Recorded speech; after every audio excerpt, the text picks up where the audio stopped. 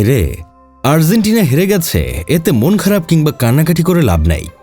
Argentina যে চুলমার্কা খেলা খেলেছে, এতে যে ওরা একালি গোল খায় নাই, এটাই আর্জেন্টিনা প্লেয়ারদের 7 গুণে 14 গোষ্ঠীর ভাগ্য। এই চুলমার্কা খেলার জন্য আর্জেন্টিনা যদি বিশ্বকাপ জিতে যেত, তাহলে এটা বিশ্বকাপ ইতিহাসে সবচেয়ে কলঙ্কিত জয় হতো। যোগ্য দল হিসেবে স্পেন বিশ্বকাপ জিতেছে, এটা নিয়ে মনে বিন্দু পরিমাণ আফসোস নেই। ম্যাচের প্রথম মিনিট থেকে শুরু করে শেষ মিনিট পর্যন্ত স্পেনের প্রতিটা প্লেয়ার কুত্তা পাগল হয়ে গিয়েছিল গোল করার জন্য। আর অন্যদিকে আর্জেন্টিনার এমি মার্টিনেজ বাদে বাকি 10 জন প্লেয়ারই কুত্তা পাগল হয়ে গিয়েছিল গোল খাওয়ার জন্য। এক হালি গোল খাওয়ার জন্য কোনো চেষ্টা ত্রুটি রাখেনি আর্জেন্টিনা দল, কিন্তু দুর্ভাগ্যবশত গোল খেলো মাত্র একটা। জানি না স্ক্যালোনির মাথায় কি চলছিল। অতীতেও দেখেছি, যে দল খেলা ট্রাইবেকারে নিয়ে যাওয়ার জন্য 11 জন প্লেয়ারই ডিফেন্সিভ মোডে খেলেছে, তারাই শেষবাসী বাজার কয়েক মিনিট আগে বাস খেয়েছে। তারপরও স্ক্যালোনি কোন ভিত্তিতে প্লেয়ারদের ডিফেন্সিভ মোডে খেলতে বলল আমি জানি না। আমি শুধু এতটুকু জানি, আজ যদি আর্জেন্টিনার বিপক্ষে আমাদের দেশের হাতিমালি স্পোর্টিং ক্লাবও খেলতো, তাহলেও আর্জেন্টিনা হারত। ফুটবল বিশ্বকাপের ইতিহাসে এর আগে এমন অবিশ্বাস্য দৃশ্য কেউ কখনো দেখেছে কিনা আমার জানা নেই। তবে 2000 সালের পর থেকে এমনটা যে আর ঘটেনি তা নিশ্চিত।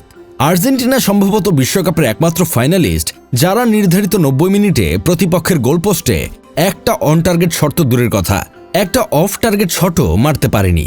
পুরো 90 মিনিটে স্পেনের ডি বক্সে তাদের বলটা ছিল মাত্র 2টি। ম্যাচের 110 মিনিট পর্যন্ত খেলার এই নড়বড়ে চিত্র এক চুলো বদলায়নি। কোনো আক্রমণ নেই, সুযোগ তৈরি করা নেই, গোলের দূরতম কোনো সম্ভাবনাও নেই। পুরো ম্যাচে স্প্যানিশ গোলরক্ষক সিমনকে একটা বারের জন্য কোনো সেভ করতে হয়নি। মাঠের এক প্রান্তে চুপচাপ শুধু দাঁড়িয়েছিল। কেউ যদি তাকে একটা বালিশ দিত, তাহলে নিশ্চিন্তে 1.5 ঘন্টার একটা ঘুম দিতে পারত।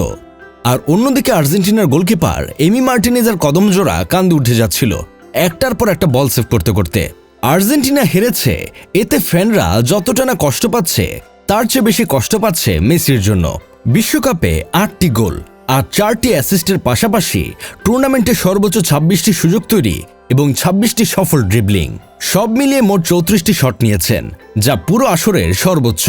জীবনের 39টি বসন্ত পার করে এসেও কোনো একজন মহাতারকা একটা গোটা বিশ্বকাপে এমন অতি মানবীয় ফুটবল খেলতে পারেন, তা লিওনেল মেসি না থাকলে রূপকথা বলেই মনে হতো।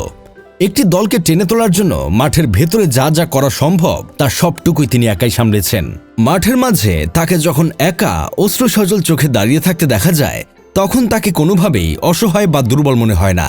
যে মানুষটি আস্ত একটা দলকে নিজের ডানায় ভর করে বিশ্বমঞ্চে ওড়াতে পারে, সে আর যাই হোক দুর্বল হতে পারে না। তবে এই পরাজয় আর্জেন্টিনার ভেতরের আসল কঙ্কালটা উন্মুক্ত করে দিয়েছে, যা নিয়ে এখন গভীরভাবে ভাবার সময় এসেছে। মেসি যদি না থাকে, তাহলে এই দলের কি অবস্থা হবে?